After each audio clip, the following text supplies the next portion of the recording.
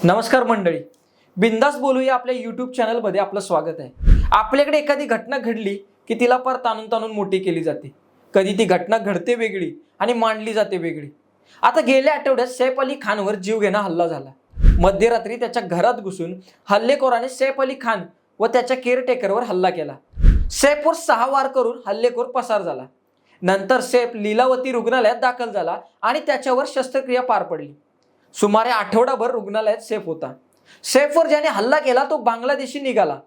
त्याला पोलिसांनी ठाण्यातून मध्यरात्री अटक केली। हे प्रकरण मीडियामध्ये प्रचंड गाजलं। पोलिसांनी आरोपीला पकडलं सुद्धा आणि सैफला डिस्चार्जही मिळाला। परंतु एवढा मोठा हल्ला झाला, 6 तास ऑपरेशन झाले, चाकूचा तुकडा त्याच्या शरीरात होता, मग तो डिस्चार्ज झाल्यावर एवढा फिट अँड फाईन कसा? तुम्हाला असा प्रश्न पडला असेल ना?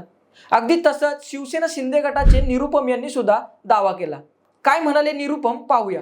निरुपम यांनी केलेल्या पोस्टमध्ये असं लिहिलं आहे की डॉक्टरांनी म्हटलं होतं की सैफ अली खानच्या पाठीत चाकू 2.5 इंच आत घुसला होता। हे ऑपरेशन सलग 6 तास चालले।